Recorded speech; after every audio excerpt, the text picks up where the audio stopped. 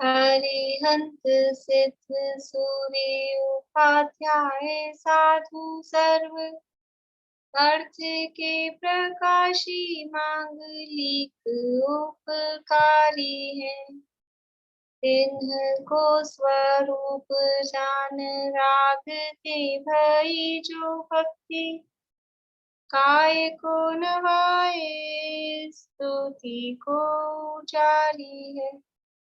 धन्य धन्य तिन्हीं ते काज सब आज भई कर जोरी बार बार वंदना हमारी है। मंगल कल्याण सुख ऐसो हम चाहत है। हो मेरी ऐसी दशा जैसी तुम धारी है। हो मेरी ऐसी दशा जैसी तुम धारी है।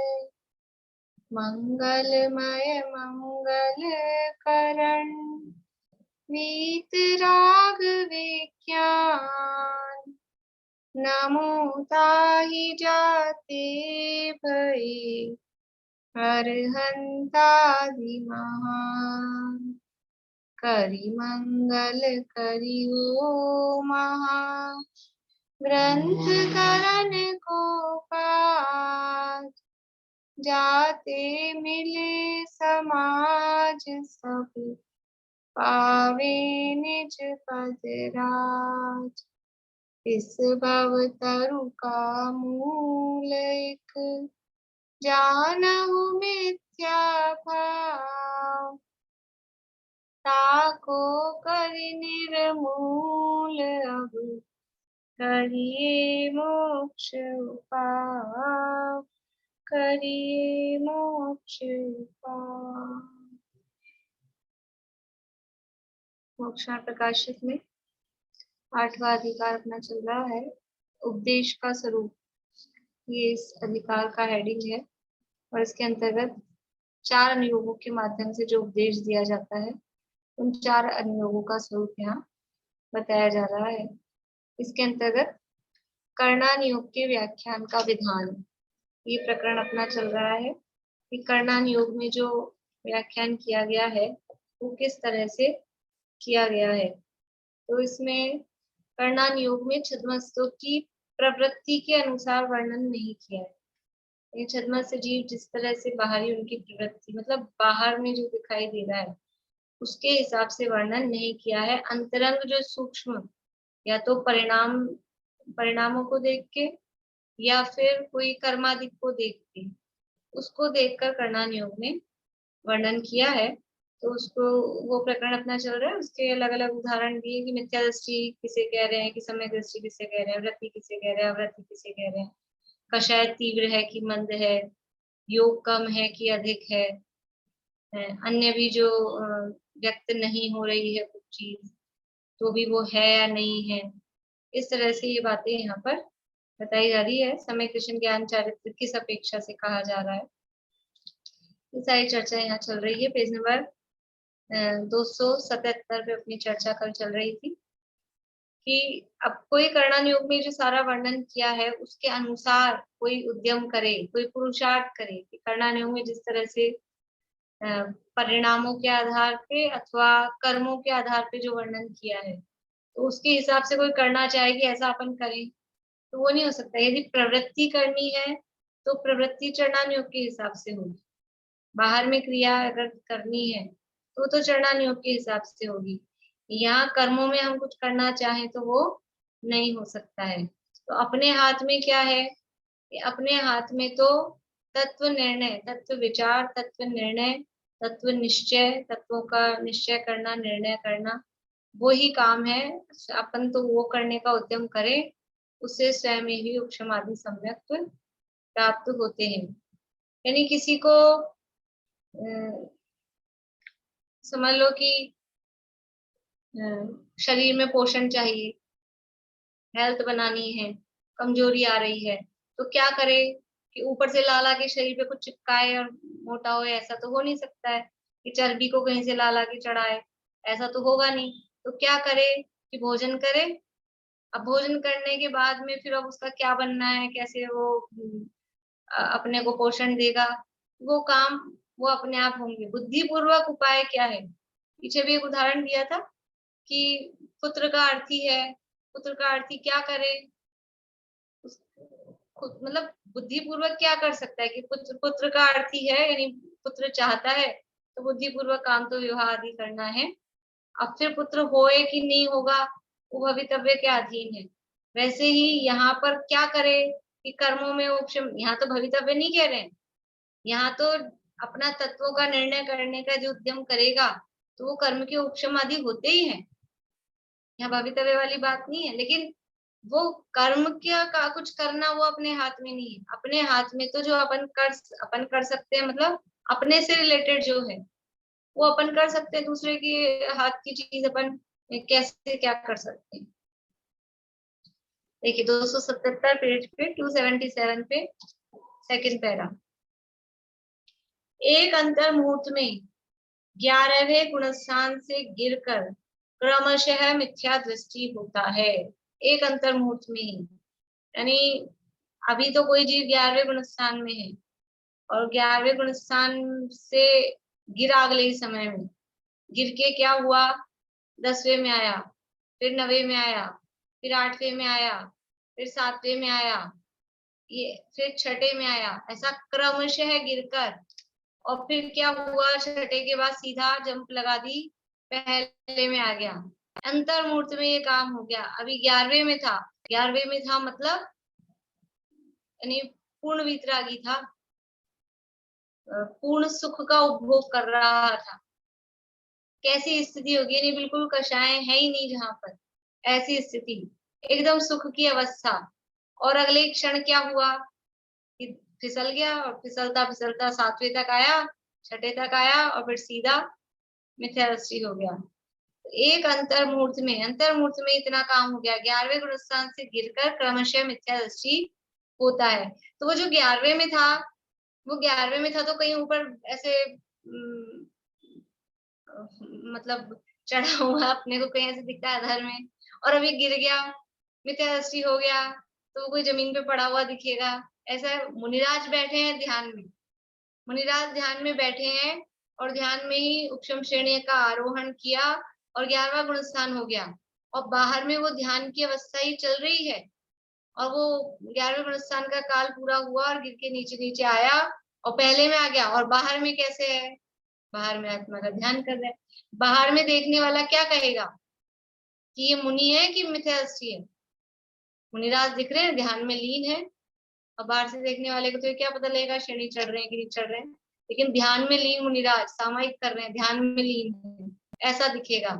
और कर्णानियुक्त क्या कहेगा, मिथ्या दृष्टि हो गए, मिथ्या दृष्टि हो गए। तो एक अंतर मुहूर्त में ही 11वें गुण स्थान से गिरकर क्रमशः मिथ्या दृष्टि होता है।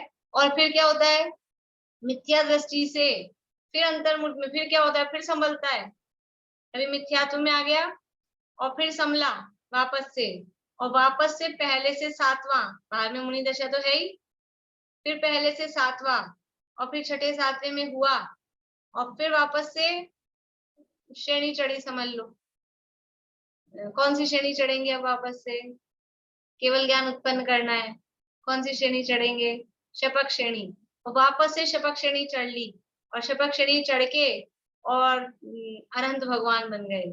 कितनी देर लगी, कितनी देर में हुए इस काम, अंतर मुहूर्त में, अंतर मुहूर्त टोटल, दोनों प्रोसेस में टोटल अंतर मुहूर्त, गिरने में, गिरकर वापस चढ़ने में। बाहर से देखने वाले को क्या समझ में आए, वो जो कहानी आती है ना, समझ लो राजा श्रेणिक के नाम से या जो भी है, कि वो वहां से निकले, एक मुनिराज ध्यान में बैठे थे, तो बाहर से देखने में क्या लगा, कितना अच्छे मुनिराज ध्यान कर रहे हैं, अभी ये जाए तो कहाँ जाए, भाव तो उनको ये आया था कि कितना अच्छे से आत्मा में लीन होके ऐसे ध्यान में दिख रहे हैं, और केवल ज्ञान में क्या आया, दिव्य ध्वनि में क्या आया कि जाए तो नरक में जाए। तो ये कौन बता सकता है, कैसे पता लग सकता है, बाहर में ध्यान में दिख रहे हैं, कोई नहीं कह सकता कि नरक में जाएंगे, ये करना नहीं हो, ये केवल ज्ञान, इसलिए केवल ज्ञान गम्य सूक्ष्म, ये सूक्ष्मता केवल ज्ञान में जानी जा सकती है कि अंदर में जीव के परिणाम, गुणस्थान कौन सा चल रहा है, कैसा है, वो बारीकी को कर्णन योग में ही देखा जा सकता है।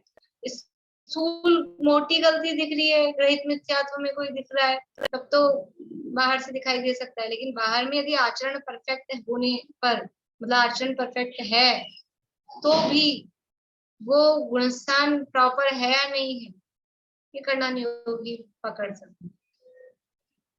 एक अंतर्मूर्त में 11वें गुणस्थान से गिरकर क्रमशः मिथ्या दृष्टि होता है। क्रमशः का मतलब जो ऐसा कोई सोचे, कई बार शॉर्ट में ऐसा बोलते हैं 11वें से गिर के मिथ्या दृष्टि हो गया, तो 11वें से सीधा पहले में नहीं आता कभी भी कोई, 11वें से स्टेप बाय स्टेप गिरेगा यदि उस गुण स्थान का काल पूरा हुआ है तो।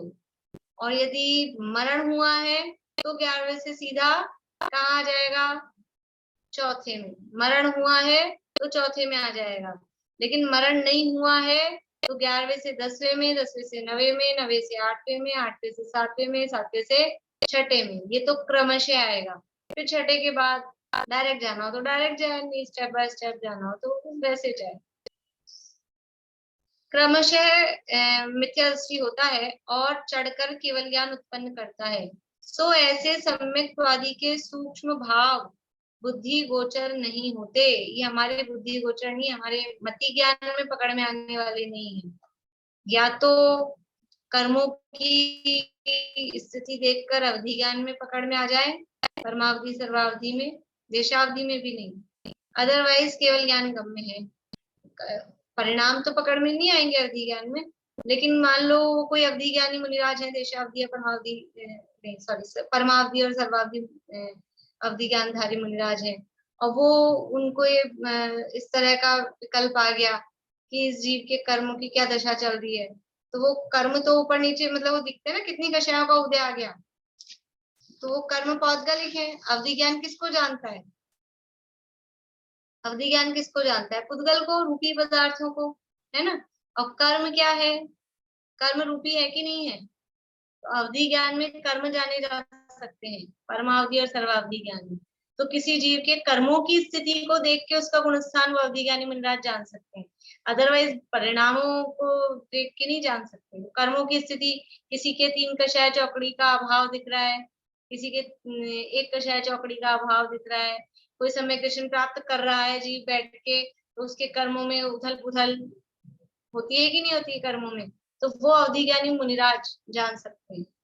तो उस आधार पे वो जान लें, अदरवाइज वो केवल ज्ञान में ही जाने जाते हैं। तो ऐसे सम्यक्वादी के सूक्ष्म भाव बुद्धि गोचर नहीं होते। मतलब ये है कि मति ज्ञान में तो नहीं जाने जा सकते, हमारी जो बुद्धि है उसमें वो नहीं जाने जा सकते हैं।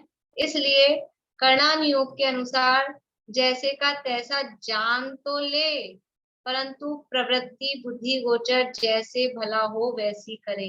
इसलिए क्योंकि प्रवृत्ति कर्णन योग के हिसाब से करेगा तो कैसे करेगा, 1 मिनट में मिथ्या दृष्टि हो गया, एक मिनट में सम्यक दृष्टि होगा, तो ये अब मिथ्या दृष्टि हो गया तो जल्दी से कपड़े लाओ, कपड़े पहनो, फिर कहाँ से लाएगा कपड़े जंगल में बैठा है मुनि बन के, कपड़े कहाँ से आएंगे। प्रवृत्ति उसके हिसाब से नहीं हो सकती है, कर्णन योग के हिसाब से जानना, जान ले।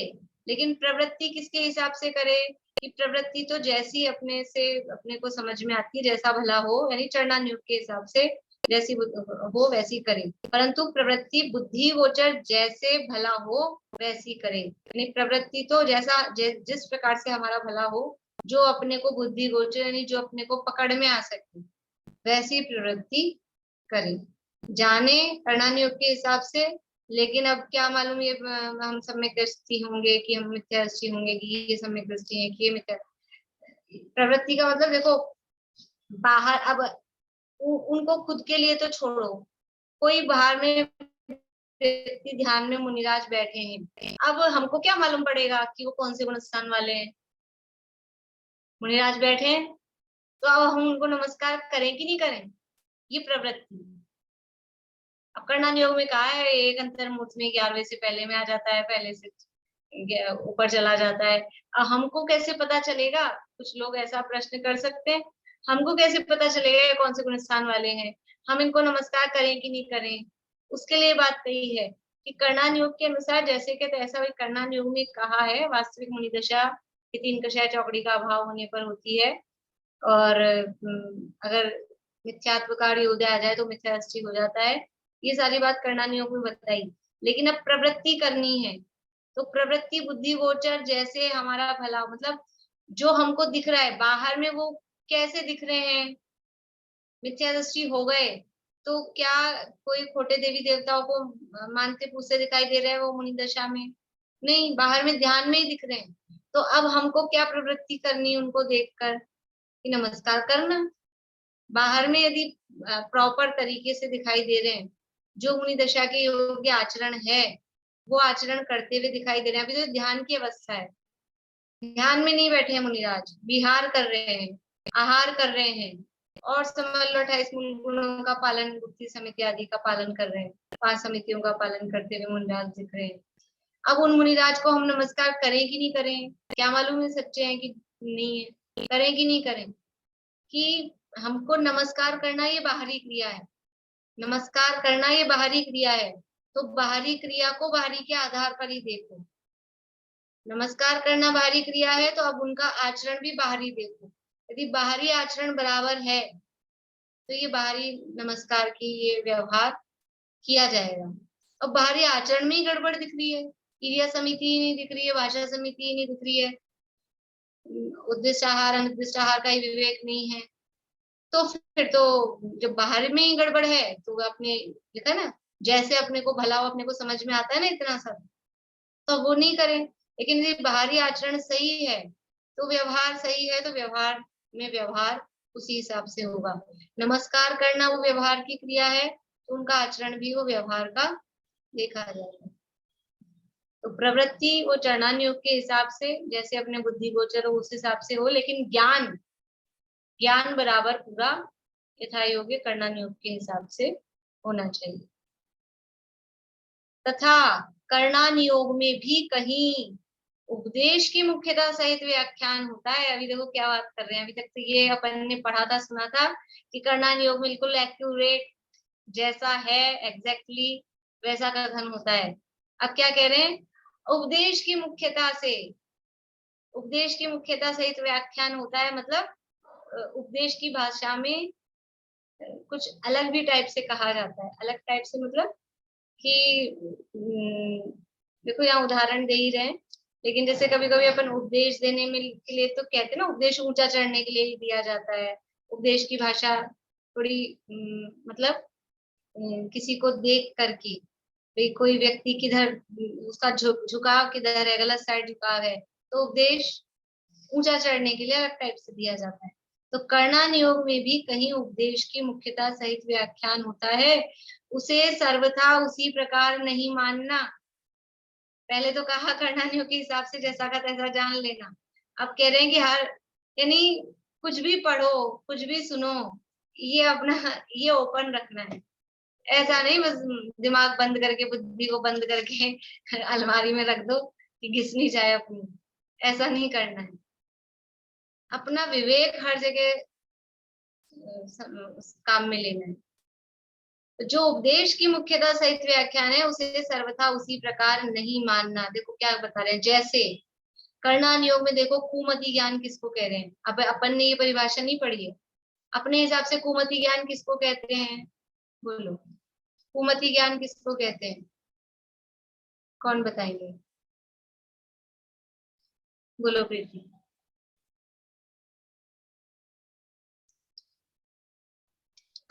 मिथ्या दृष्टि का जो ज्ञान है वो कुमति ज्ञान। हाँ, मतलब मिथ्या दर्शन के साथ में जो भी ज्ञान है उसका नाम कुमति ज्ञान है। ये यही अपन ने छड़ाला में पढ़ा है ना।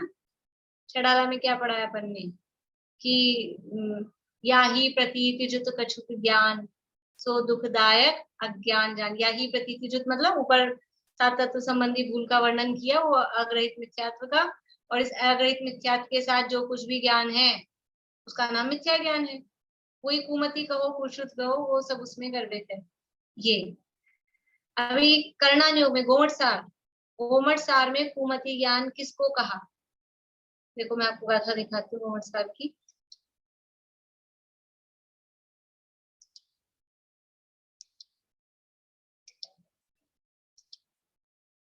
मोहम्मद सारजी जीव कांड में 303 नंबर की गाथा है। अर्थ पढ़ते हैं खाली।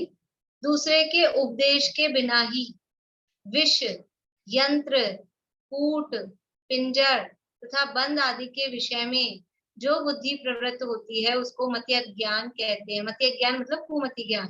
मति अज्ञान, कोई उधर कु लगा दो तो ज्ञान लगा दो, और यहाँ कु नहीं लगाया तो अज्ञान लगाया। देखो अपने यहाँ मोक्षा प्रकाशक में क्या कह रहे हैं, ये तो अपन ने पढ़ा है। अब मोक्षा प्रकाशक में क्या कह रहे हैं, इसको कहते हैं हिंसादि के उपाय को कुमति ज्ञान कहा है। यहाँ इसी बात को जो अपन ने 2 लाइन पढ़ी ना उसको शॉर्ट में कहा है, हिंसादि के उपाय को कुमति ज्ञान कहा है। हिंसादि का उपाय, अब यहाँ क्या पढ़ा था अपन ने, कूट, पिंजर, विष, शस्त्र, ये आदि के विषय में, यानी दूसरे के उपदेश के बिना ही विष बना रहे हैं, जहर बना रहे हैं, कोई इस तरह का यंत्र, यंत्र मतलब वो हिंसा के काम आए ऐसा यंत्र।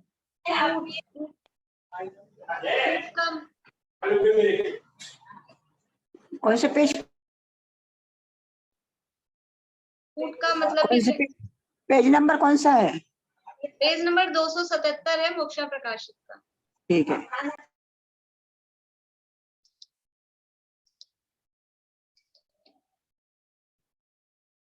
कूट, कूट का मतलब भी कूटनीति वगैरह, मतलब जो इस तरह का कोई दूसरे को जिससे पीड़ा हो, उसकी हिंसा हो जाए या वो बंधन में पड़ जाए, उसके भाव प्राणों का या द्रव्य प्राणों का घात हो, उस तरह का जो भी उपाय है।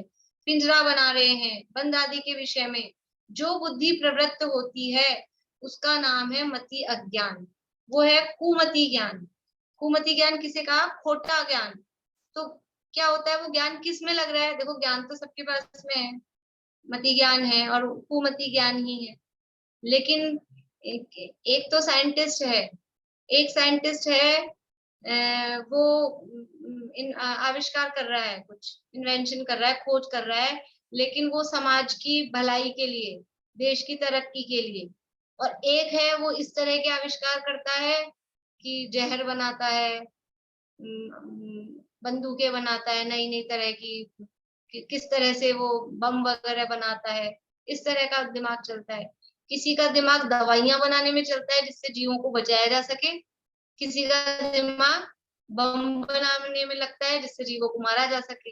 तो यहाँ पर मति अज्ञान कुमति ज्ञान किसको कह रहे हैं, कि जिसका दिमाग उधर खोटे काम में लग रहा है ना, जहर बनाता है, ये बारूद पटाखे ये बना रहा है, पिंजरा बना रहा है, किस तरह से बांधा जा सके। अभी समझ लो ये जिसने आविष्कार किया होगा, ऑल आउट वगैरह जो चलती है, ये कैसा है, इसलिए करना नहीं होगा, इसको कहेंगे कुमति ज्ञान। है ही कुमति ज्ञान तो, लेकिन उसको यानी जो अपना सामान्य रूप से मत अभी कुमति ज्ञान है, उसको कुमति ज्ञान नहीं कह रहे करना नहीं होगा। मान लीजिए जो मिथ्या दर्शन सहित जीव है, अपन अध्यात्म में आज तक क्या पढ़ते आए हैं कि मिथ्या दृष्टि जीव है, और उसका जो ज्ञान है, चाहे शास्त्र पढ़ रहा हो कि चाहे पूजा पाठ संबंधी ज्ञान हो, चाहे और जो भी ज्ञान है, वो सारा ज्ञान क्या है, उसका कुमति ज्ञान ही है। ये अपन आज तक पढ़ते आए हैं। लेकिन कर्णन योग में उपदेश की भाषा कि कुमति ज्ञान किसको कहा,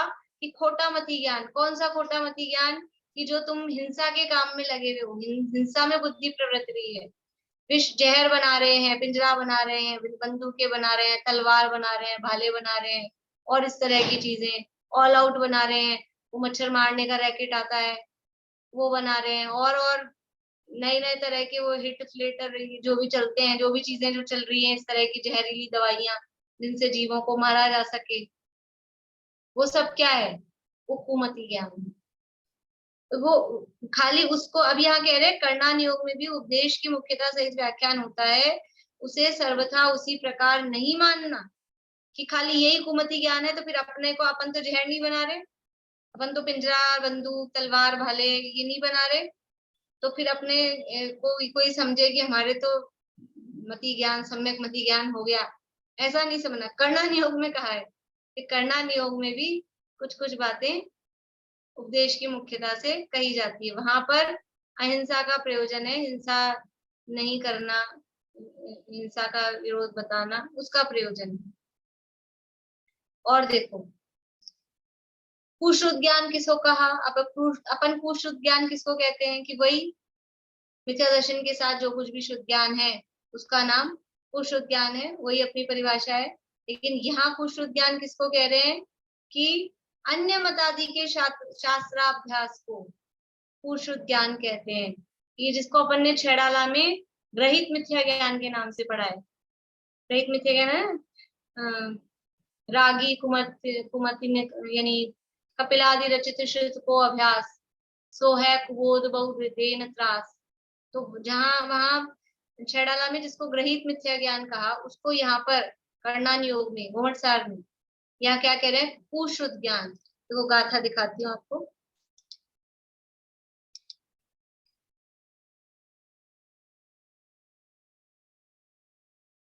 देखिए, ये शुद्ध ज्ञान की गाथा है 304 नंबर की। चौर शास्त्र तथा हिंसा शास्त्र भारत रामायण आदि के परमार्थ शून्य अतएव अनादरणीय उपदेशों को मिथ्या शुद्ध ज्ञान कहते हैं। यानी जो यहाँ कहा ना, अन्य मतादि के शास्त्राभ्यास, तो कौन से हैं? चोर शास्त्र, जिनमें चोरी करने की प्रेरणा दी गई हो, ऐसे शास्त्र।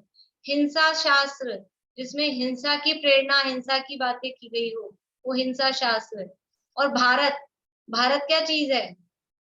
भारत मतलब महाभारत, महाभारत रामायण आदि के ये परमार्थ शून्य है, इनमें निश्चय कहीं नहीं है, कुछ तथ्य नहीं है, कुछ हमारा प्रयोजन भूत नहीं है, वास्तविकता नहीं है।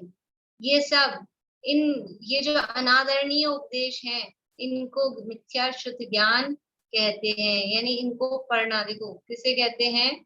कि ये तुच्छ परमार्थ से रहित हैं, प्रमाण करने योग्य नहीं है।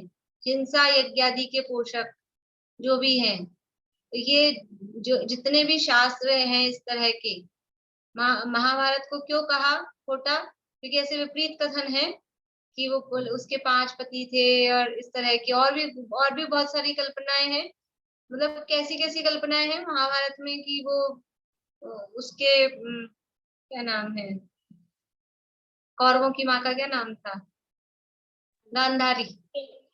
गांधारी थी ना।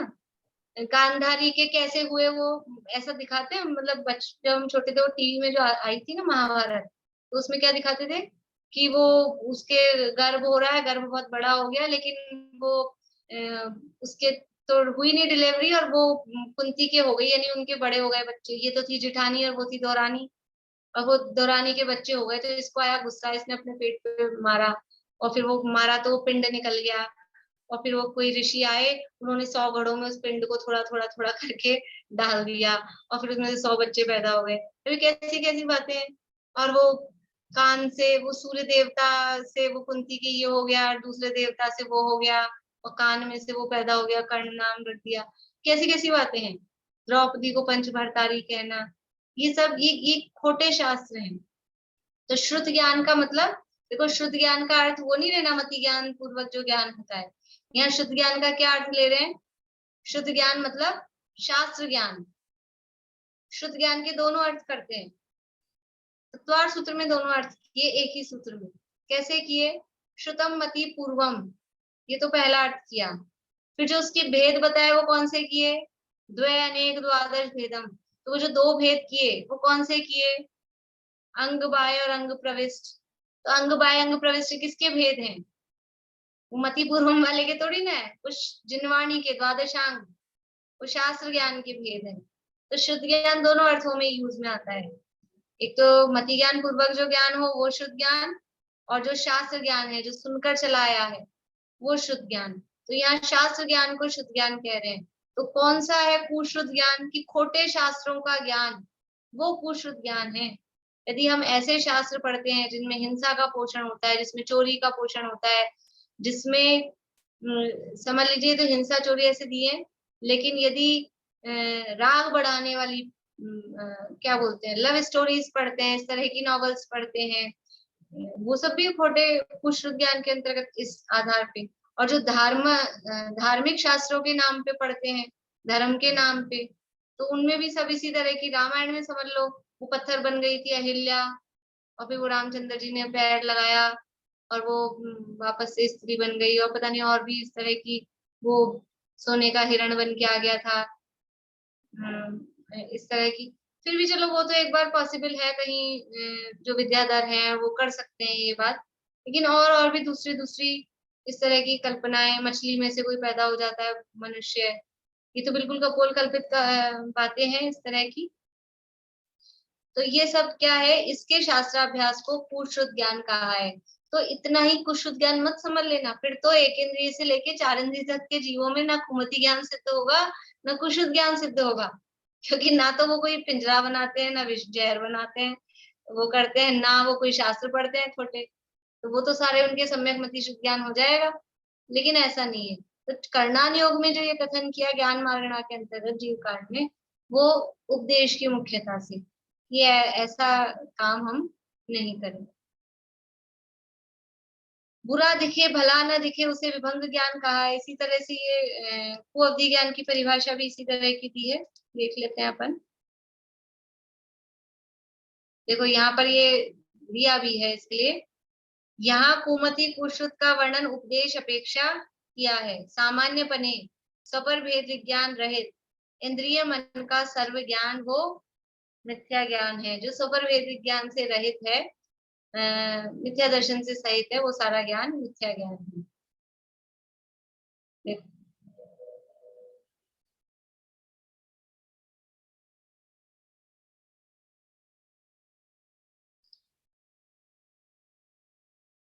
तो कुअवधि ज्ञान किसे कहते हैं?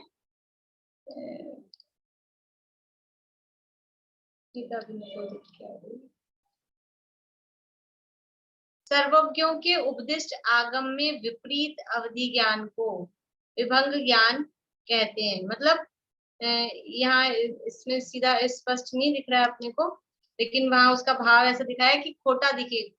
कुमति ज्ञान, कुअवधि ज्ञान क्या है? जैसे नारकियों को उल्टा ही दिखता है, उल्टा ही विचार करते हैं, वहां अच्छा नहीं सोच सकते।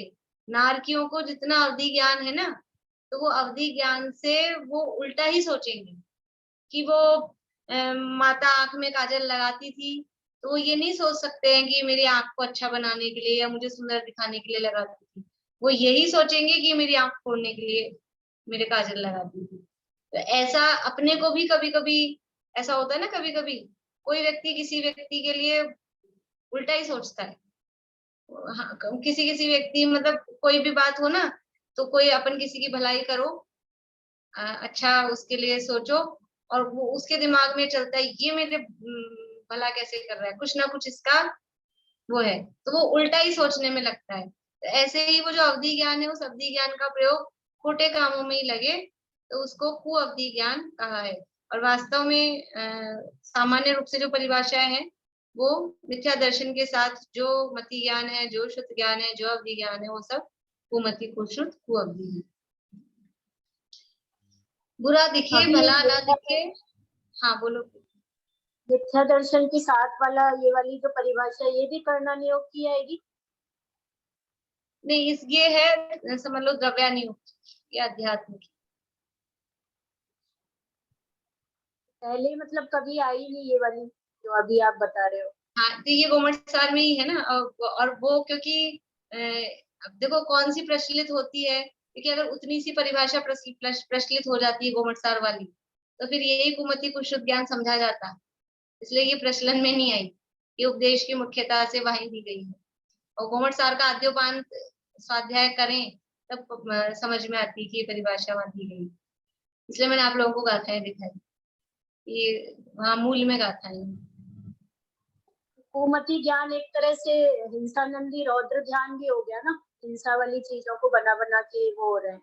हाँ, हिंसा नंदी मतलब रौद्र ध्यान आनंद मानता है, उसमें मानता ही है, जो वो काम करेगा तो कुछ भी होगा ही उसमें, तो वो हिंसा नंदी रौद्र ध्यान भी उसके साथ में चली जाए। अब अकेला हिंसा नंदी नहीं, फिर वो चौर्यानंदी भी, मृषानंदी भी, मतलब वो रौद्र ध्यान रूप, क्योंकि खोटा काम है तो खोटे काम के साथ रौद्र ध्यान होगा ही, नरक आदि दुर्गतियों का कारण बनेगा। बुरा दिखे भला न दिखे उसे विभंग ज्ञान कहा है, सो इनको छोड़ने के अर्थ उपदेश द्वारा ऐसा कहा है। तारतम्य से मिथ्या दृष्टि के सभी ज्ञान कुज्ञान है, सम्यक दृष्टि के सभी ज्ञान सुज्ञान है। ये बात कह दी वास्तव में तारतम्य से, कि वास्तव में तो मिथ्या दृष्टि के सारे ज्ञान कुज्ञान, सम्यक दृष्टि के सारे ज्ञान सुज्ञान है। इसी प्रकार अन्यत्र जानना। कुछ बोलना भारती आंटी आपको? नहीं, मैं तो वही उसके संबंध में वो प्रीति बोली थी, कहा नहीं है जैसे मच्छर लोग को जो बैट से मारते हैं, अब जैनी लोग को भी मैंने देखा है, और वो लोग को कुछ भी उसमें मतलब इतना सा भी मेरे को लगता है रंच मात्र भी वो नहीं होता है। क्या बोलूं, जैनी तो अब सब नामधारी हो गए ना, अब तो कुछ ये कह ही नहीं सकते अपन की जैन। अब कोई पहले जो अपन मतलब एक गर्व के साथ ऐसा कह सकते थे कि एक जैन को वो चीटी दे दो तो वो नहीं मसलेगा, ये बात आजकल कहने की नहीं रही। फिर मसल देगा वो तो, अच्छा मार देते हैं। चीटियों का क्या है, चीटियों को मार देंगे, रुपया आना चाहिए। इतना खोटा कार मतलब यही है कुमति ज्ञान। ऐसी खोटी बुद्धि हो गई है कि पैसे के लिए कुछ भी करने को तैयार होते हैं। जितने बड़े बड़े इस तरह के कांड होंगे जैनियों को नाम मिल जाएगा उसमें। उल्टा जमाना आ गया। पहले जैनियों की एक पहचान होती थी, वो जैन नाम को बदनाम कर रहे हैं। समझ लो मतलब अपन दूसरे पे दोष नहीं डालने के लिए काल पे डाल देते हैं, काल का प्रभाव है। वास्तव में तो जीवों की इसी तरह की परिणतियां हो गई, क्या कह सकते हैं। देखो एक और पैराग्राफ ही ले लेते हैं, पूरा होगा तो देखिए, पूरा कर लेते। तथा कहीं स्थूल कथन किया हो उसे तारतम्य का क्या अर्थ है यहाँ पर? तारतम्य से मिथ्या दृष्टि के, तारतम्य से मतलब कि वैसे तो तारतम्य का अर्थ फ्लैक्ट वो होता है हीनाधिकता से, लेकिन यहाँ पर तारतम्य का अर्थ लेना है कि वो उस अर्थ में भी ले सकते हैं कि जो मिथ्या दृष्टि के जो लेवल हैं, यानी मिथ्यात्व में भी लेवल, जैसे सम्यक दृष्टियों के तो लेवल है चौथा पांचवा छठा सातवां, तो उनके सारे ज्ञान सम्यक ज्ञान है। मिथ्या दृष्टि के कौन से लेवल है? मिथ्या दृष्टि तो एक ही पहले गुण स्थानवर्ती दिखता है, लेकिन फिर भी उसकी मिथ्यात्व में अंतर होता है ना सभी मिथ्या दृष्टियों की। एक घोर मिथ्या दृष्टि है, एक ग्रहित मिथ्या दृष्टि है, एक सम्यक्त सन्मुख मिथ्या दृष्टि है, अलग अलग टाइप के मिथ्या दृष्टि हैं। तो उनके वो जो भी टाइप का मिथ्या दृष्टि हो उसके सभी ज्ञान कुज्ञान ही है, मतलब मिथ्या ज्ञान ही है।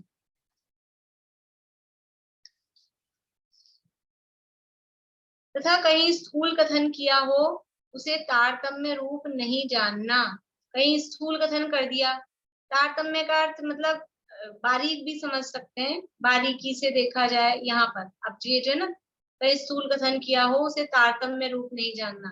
कहीं कहीं करणान योग में भी स्थूल कथन है। अब आप देखो, पहले तो कहा था कि उपदेश की मुख्यता से कथन कर दिया, अब कह रहे हैं कि करणान योग में भी स्थूल कथन है, तो उसे तारतम्य रूप नहीं जानना, मतलब उसको वैसा बारीक नहीं जानना, बिल्कुल एक्यूरेट। कैसे? जिस प्रकार, अब उदाहरण दे रहे हैं, व्यास से 3 गुनी परिधि कही जाती है। अब सामान्य कथन करणान योग में ये कहा जाएगा कि परिधि, परिधि समझते हैं, क्या बोलेंगे, सरकमफ्रेंस, वो परिधि, और व्यास मतलब डायमीटर। जम्बूद्वीप का व्यास कितना है? जम्बूद्वीप का डायमीटर कितना है पारुल? 1 योजन। 1 योजन। जम्बूद्वीप, रेणु जी, जम्बूद्वीप का व्यास कितना है? एक उंगली कुछ लोग दिखा रहे हैं इसलिए लगा एक होगा। वर्षा जी? 1000 योजन। 1000 योजन। अरे धीरे धीरे बढ़ रहे हैं आप लोग, सीधी छलांग लगानी थी। 1,00,000 योजन। 1,00,000 योजन का जम्बूद्वीप है।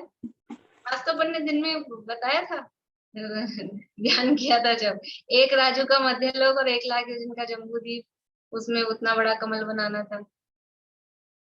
बोलिए भारती आंटी, क्या कह रहे हैं? नहीं, मैथ्स में तो सर्कमफेरेंस का 2 पाई r होता है, मतलब r मैंने रेडियस, तो रेडियस तो 50,000। रेडियस को डबल कर देते हैं तो वो डायमीटर हो गया। हाँ, 2r हो गई और फिर पाई हाँ। और मल्टीप्लाई करना है। तो वहाँ जो पाई का अपने को जो मैथ्स में जो पाई की वैल्यू कितनी होती है पता है आपको? 22/7। 22/7 वो नहीं है। अपने यहाँ जो त्रिलोक सार आदि में दिया है बिल्कुल एग्जैक्ट वो मतलब 22/7 में कुछ वो पॉइंट्स में आएगा। हाँ, 3.3333। तो वो पॉइंट निकाल के उसको दिया है, मुझे भी ध्यान नहीं आ रहा, पर वो बिल्कुल एग्जैक्ट दिया है वो पाई की वैल्यू। तो यहाँ कह रहे हैं कि व्यास से 3 गुनी परिधि ये सामान्य रूप से कही जाती है, लेकिन सूक्ष्मता से कितनी होती है सर्कमफ्रेंस उस डायमीटर से? वो होती है कुछ अधिक 3 गुनी होती है। नहीं, 3 मैं गुनी। तो आपसे ये पूछ रही थी कि व्यास रेडियस होता है कि डायमीटर, हिंदी में वो पूछ रही थी, वो मेरे को व्यास नहीं पता। रेडियस नहीं होता, व्यास डायमीटर होती है। रेडियस तो त्रिज्या बोलते हैं हिंदी में। हाँ। वो हाफ होती है, डायमीटर से आधी होती है रेडियस। तो सूक्ष्मता से कितनी होती है वो परिधि कि वो कुछ अधिक 3 गुनी। तो कुछ अधिक कितना है? तो देखो यहाँ आपने दिया है कि जम्बू द्वीप का व्यास है 1,00,000 योजन। तो परिधि कितनी होती है? हम सामान्य कह देते हैं 3,00,000। 3 गुनी परिधि है, व्यास से 3 गुनी परिधि थी। 1,00,000 योजन का जम्बू द्वीप, तो 3,00,000 योजन की उसकी सरकमफ्रेंस। लेकिन एग्जैक्टली कितनी है? 3,16,000 और 227। 3,16,227 तो योजन, और फिर 3 कोस 128 धनुष और 13.5 अंगुल। एग्जैक्टली इतनी है। तो ये भी गणना योग में दिया है, लेकिन फिर भी कहीं कहीं सूक्ष्म कथन स्थूल कथन किए गए हैं, तो उनको स्थूल कथन को वैसे के वैसे नहीं मानना, वास्तव में जितनी है उतनी ही मानना। कितनी है परिधि? परिधि 1,00,000 योजन, नहीं व्यास 1,00,000 योजन और परिधि 3,16,227 योजन। इसमें भी अपन इतना ही कर देते हैं सामान्य रूप से, 3,16,227 योजन है। लेकिन वो आगे की कितनी है कि 3 कोस 128 धनुष और 13.5 अंगुल। अब 13.5 अंगुल ये इतनी बार ये जो पूरी आती है ना, ये उस फॉर्मूला से आती है। मेरे को भी वो फॉर्मूला याद नहीं आ रहा जो अपने लोकसार आदि में दिया है। वो पाई की वैल्यू बराबर दी है उसकी, वो पूरी एग्जैक्ट। और अपने जो मैथ्स में निकालते हैं ना इतनी बारीकी, अपने क्या होगा पॉइंट मान लीजिए 0.333 आ जाता है तो बस छोड़ देते हैं, 0.66 हम आ लोगों गया। ने तो जो पढ़ा उसमें पाई इंफिनिटी होता है, उसका पूरा एग्जैक्ट वैल्यू निकल ही नहीं सकता है। हाँ, एग्जैक्ट वैल्यू निकलती ही नहीं। 0.333 होता है वो। और ये केवल ज्ञान के गणित में बिल्कुल एग्जैक्ट निकाल के 13.5 अंगुल तो 13.5 अंगुल बिल्कुल वो एग्जैक्टली निकाल के दिए। देखो ये भी पढ़ लेते हैं तो ये पूरा हो जाए। तथा कहीं मुख्यता की अपेक्षा व्याख्यान हो उसे सर्व प्रकार नहीं जानना।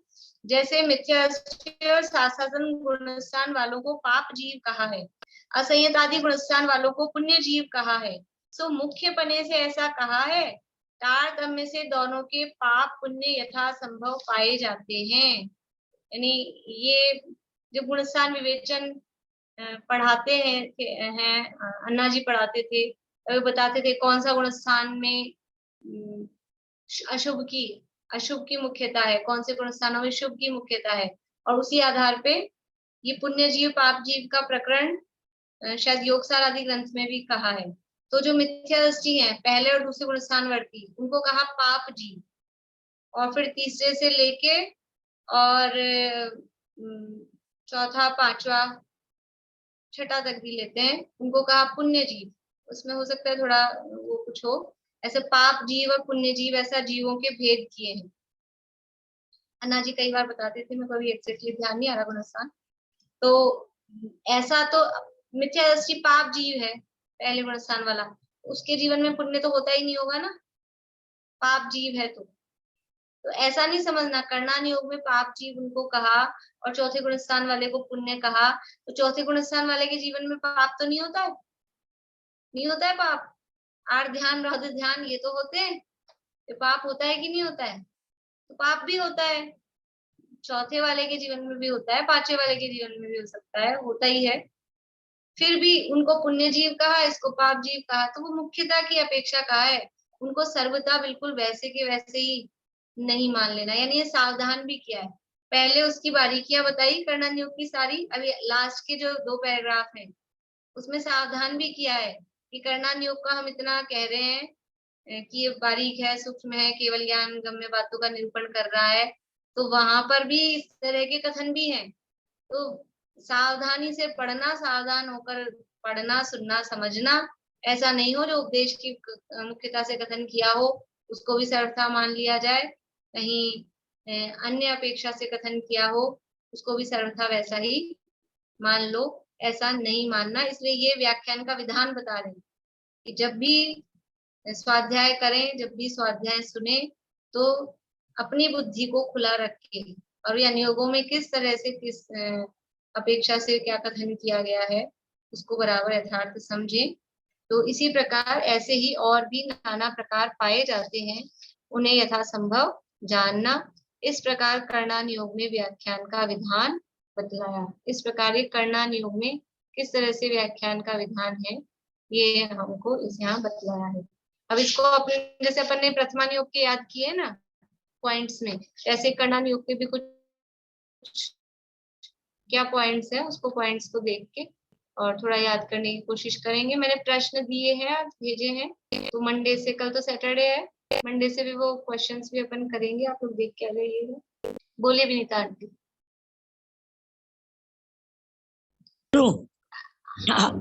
कोई हमारे पास में नॉन मुमुक्षु है और उसको छेड़ाला पढ़ना, मैं आपका लिंक दूं संजीव गोदा जी का, शायद आपके छेड़ाला के प्रवचन है ना, मुझे पता नहीं, मैं अभी लगी हूँ थोड़े दिनों से। आपके छेड़ाला के प्रवचन है तो लेकिन यूट्यूब पे डले हुए भी नहीं है और वो पूरे भी नहीं है। आप संजीव जी का ही दीजिए, वो ज्यादा भी अच्छे हैं। संजीव जी के तो है ना, मतलब आपको क्या लगता है कुछ गड़बड़ तो नहीं करेंगे और पटाख तो नहीं बोलेंगे कि वो बिल्कुल नॉन मुमुक्षु है? संजीव जी के तो नॉन मुमुक्षु हो, अजैन हो, बिल्कुल नया हो, कोई भी हो, बिल्कुल आप बेफिक्र होके संजीव जी के दे सकते हैं। अब मैं इसीलिए पूछा आपसे ही कि वो सिर्फ महाराज के चौकों को ही मानते हैं और कुछ नहीं मानते, लेकिन छेड़ाला पढ़ने का मन है। दे दीजिए। ठीक है, बस यही पूछा। भाभी, हाँ ये बोलिए। जो लास्ट पैराग्राफ में बताया है गुण स्थानों के हिसाब से, तो इसमें मुख्यतः से हिसाब से बोला है, मतलब उपदेश में भी देंगे तो मुख्यतः इनमें पाप रहता है और इनमें पुण्य रहता है। हाँ देखो, मुख्यतः एक तो पाप की अधिकता है, क्यों है अपन ऐसा कह सकते हैं, पाप की अधिकता कहाँ है? द्रव्यलिंगी है पहले गुणस्थानवर्ती, पहले गुणस्थानवर्ती द्रव्यलिंगी मुनि है, उसके जीवन में पाप दिख रहा है क्या? पुण्य ही पुण्य, नवे ग्रह कैसे जाएगा? लेकिन फिर भी पाप जीव क्यों कहा? क्योंकि जो पाप है ना, वास्तव में पाप, पाप का बाप और उस पाप का दादा, वो दादा बैठा है उसके पास में, तो मिथ्यात्व है सबसे बड़ा पाप, और वो सबसे बड़ा पाप मिथ्यात्व है, तो बाहर में यदि पुण्य की, शुभ की क्रिया भी करे तो भी उसको पुण्य जीव नहीं कहेंगे, उसको पाप जीव कहेंगे। और वो सबसे बड़ा पाप मिथ्यात्व नहीं है, तो बाहर में छोटा मोटा कोई पाप करता हुआ भी दिखता है, होता है उसके जीवन में, तो भी उसको पाप जीव नहीं कहते। ये मतलब तरीका है देखने का। बोलो क्या कह रहे हो? पर यहाँ तो सासाधन गुण स्थान भी बताया है ना।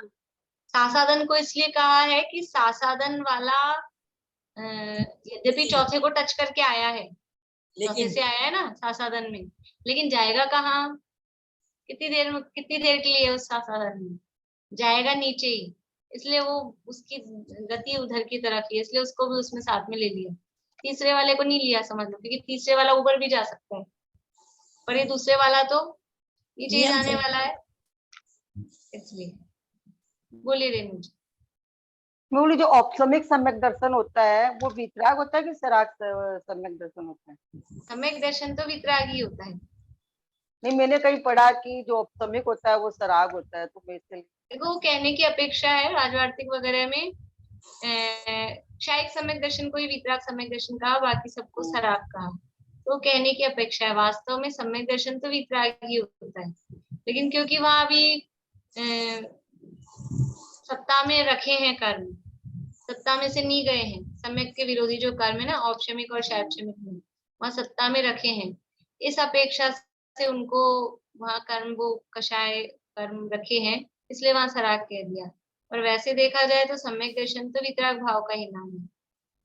नहीं, जैसे क्षयोपशम सम्यक दर्शन तो सराग सम्यक दर्शन ही हुआ ना, उस हिसाब से क्षयोपशम सम्यक दर्शन जो होता है क्षयोपशम सम्यक दर्शन भी, उसमें देखो जो सम्यक दर्शन है वो तो वितराग था, और उसके साथ में सराग सम्यक का मतलब सम्यक दर्शन के साथ में जो शुभ भाव है हाँ। वो सराग सम्यक है। तो अध्यात्म में ये परिभाषा की जाती है, सराग सम्यक और वितराग सम्यक।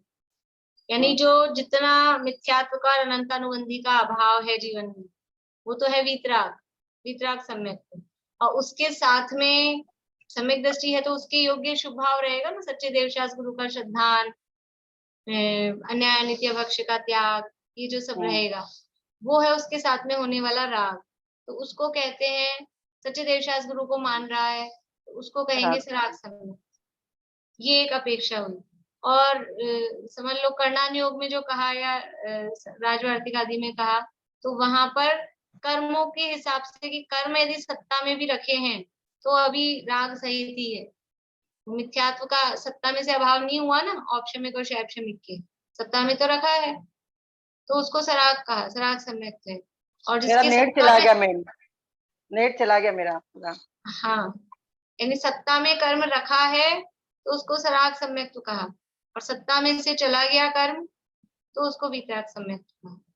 ये कहने की कुछ बोलिए आशांति।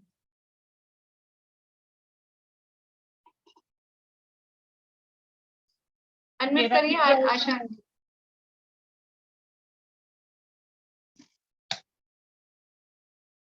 औपशमिक सम्यक में ऐसे पढ़ा था ना कि एक अंतर मुहूर्त के बाद वो छूटता ही छूटता है। छूटता है तो औपशमिक छूटता है तो कोई जरूरी थोड़ी ना है कि सम्यक दृष्टि गुणस्थान उसका छूट जाए। औपशमिक छूट के शैपशमिक हो जाता है।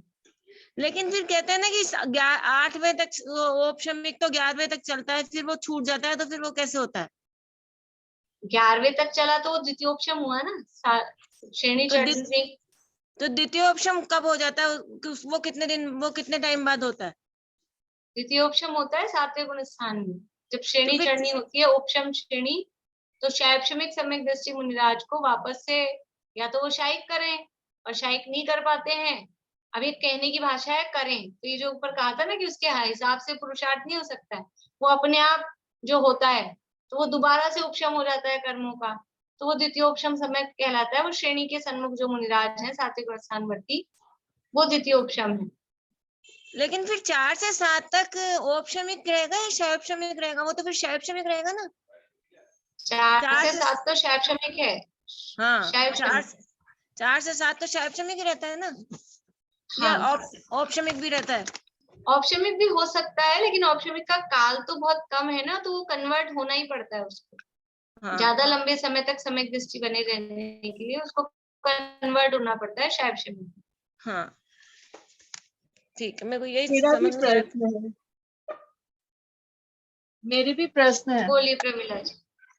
जो हाँ बोलिए। द्वितीयोपसम सम्यक तो करेगा ना, तो जो उपसमा के करेगा द्वितीयोपसम सम्यक, वो गिर करके मिथ्यात्व में आएगा। फिर से बोलिए। जो द्वितीयोपसम सम्यक तो करेगा उपसम वाला, तो वो जब गिरेगा तो मिथ्यात्व में आएगा। ये प्रश्न आप पूछ रहे हैं कि आप बता रहे हैं बात? मैं पूछ रही हूँ आपसे। नहीं, ऐसा नहीं है। वो मिथ्यात्व ऐसा में नियम, आएगा ऐसा कोई जरूरी नियम है। नहीं कि वो मिथ्यात्व में आएगा। अच्छा, ऐसा कोई नियम नहीं। और मतलब अगर जब वो गिरेगा तो वो कहाँ तक गिरेगा? मतलब कहाँ तक गिरेगा उसका भी कोई नियम नहीं है। वो गिर के पहले तक भी आ सकता है, नहीं चौथे तक भी आ सकता है, नहीं तो छठे 7वें तक भी रुक सकता है। और वापस मतलब से आएगा। हाँ, ऐसा कोई वो नियम नहीं है कि कहाँ तक आएगा, कहीं तक भी आ सकता है। और एक चीज और है कि द्वितीय उपसम वाला जब उपसमा के उपसम औपसमिक सम्यक करेगा, तो उस समय उसकी चारित्र की क्या पोजीशन होती है?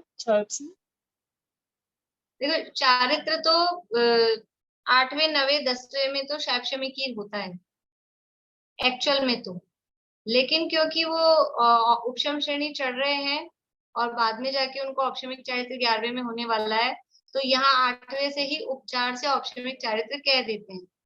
और अगर शपथ श्रेणी चढ़ रहे हैं तो 8वें से ही उपचार से शायिक चारित्र कह देते हैं। एक्चुअल में औपशमिक चारित्र 11वें में होता है, शायिक चारित्र 12वें में होता है, और उससे पहले तक शैवशमिक ही है चारित्र एक्चुअल में। तो औपसमिक सम्यक्त्व वाला तो छायास्मिक चारित्र ही करेगा, वो क्षायिक चारित्र तो नहीं कर सकता। शायिक तो नहीं कर सकता, लेकिन उपशम श्रेणी चढ़ रहा है तो औपशमिक चारित्र तो हो सकता है ना। शैवशमिक मतलब शैवशमिक चारित्र तो है ही, 6ठे 7वें में शैवशमिक चारित्र है। श्रेणी के काल में वास्तव में 10वें गुणस्थान तक शैवशमिक चारित्र है, लेकिन वो जो जिस श्रेणी से चढ़ रहे हैं उस श्रेणी का उपचार करके वही वाला चारित्र उनको कह दिया जाता है। मतलब वो दोनों को उपसमा रहा है, द्वितीय उपसम वाला जो औपसमिक वाला वो दोनों को उपसमा रहा है। उपशमा रहा है मतलब दर्शन मोहनी का उपशम तो पहले कर दिया, तब तो द्वितीय उपशम हो गया। अब चारित्र मोहनी का उपशम कर रहा है, दोनों को यानी एक को उपशमा चुका है, दूसरे के प्रोसेस में लगा। हाँ, बोलिए भारती आंटी। अभी आपने कहा था वो रेणु जी के उसके आंसर में कि वीतराग सम्यक्त्विक कर्म सत्ता से नष्ट हो जाते हैं, लेकिन कर्मों की सत्ता तो अभी आपने थोड़े समय पहले बोला था ना कि 14वें गुणस्थान तक रहते हैं कर्मों की सत्ता। तो कर्मों की सत्ता 14वें तक रहती है, यहाँ सम्यक से रिलेटेड कर्मों की बात है।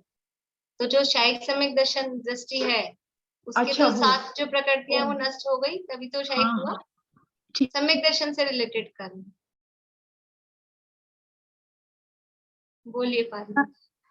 बस लास्ट भाभी, ये जो अंतर्मुहूर्त में 11वें स्थान से गुण स्थान से गिरकर क्रमशः मिथ्या दृष्टि होता है और चढ़कर केवल ज्ञान उत्पन्न कर सकता है, मतलब मिथ्या दृष्टि हुआ और फिर वापस उसने सम्यक लिया और फिर केवल ज्ञान प्राप्त कर सकता है। उसी समय काल भेद में है क्या?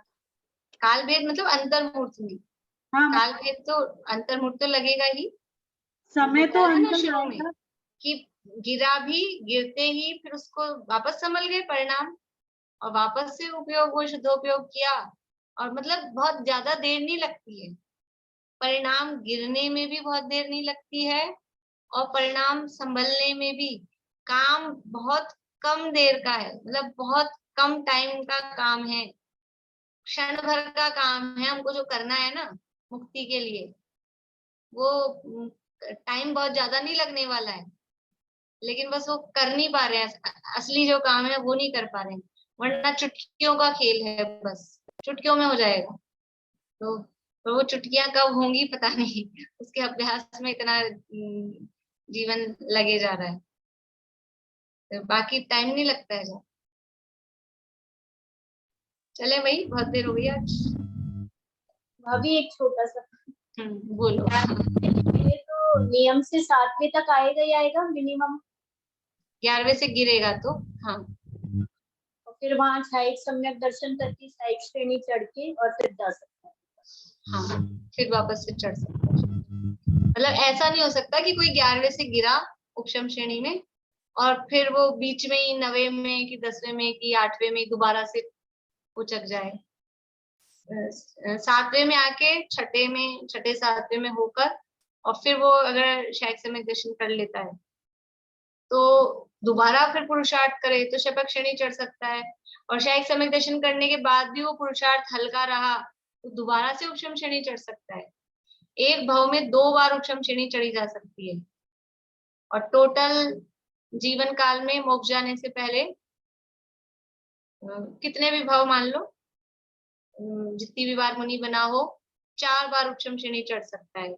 5वीं बार अब वो जीव श्रेणी चढ़ेगा तो शपथ श्रेणी ही चढ़ेगा, और एक भाव में अगर 2 बार उपशम श्रेणी चढ़ लिया तो अब 3री बार श्रेणी चढ़ रहा है अगर उसी भाव में, तो शपथ श्रेणी ही चढ़ेगा। ऐसा नियम है।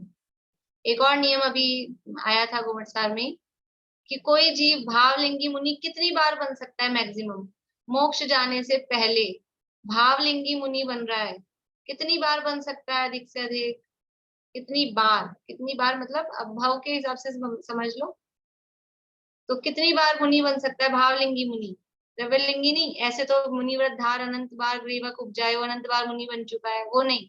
सच्चा भावलिंगी मुनि अधिक से अधिक बने तो 32 बार मतलब 32वीं बार में वो मोक्ष जाएगा ही जाएगा।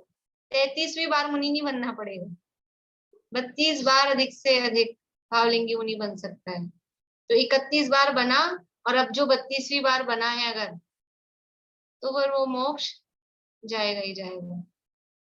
ठीक है ना। तो ये तो हीन पुरुषार्थियों के लिए कहा है इतनी बार। अपन ये सोचा अपन भी 32 बार बनेंगे, ऐसा नहीं है। अपन तो ऐसा काम करो कि पहली बार बनते ही निकल जाए। भावना तो यही भाई, फिर वो तो जितनी बार बनना हो, जो होगा वो हो जाएगा। चलिए,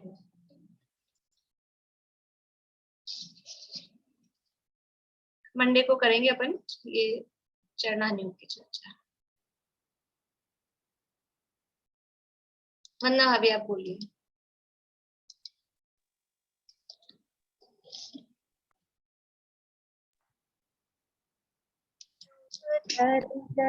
जोग सो भिन्न अनंत गुणात्म केवल ज्ञानी, तासु हृदय द्रह सोनिक सी सरिता सम है श्रुत सिंधु समानी। याते अनंत नयातम लक्षण सत्य स्वरूप सिद्धांत बखानी। उठ लखे न लखे दुर्बुद्ध सदा जग माही जगे जिन वाणी, सदा जग माही जगे जिन वाणी।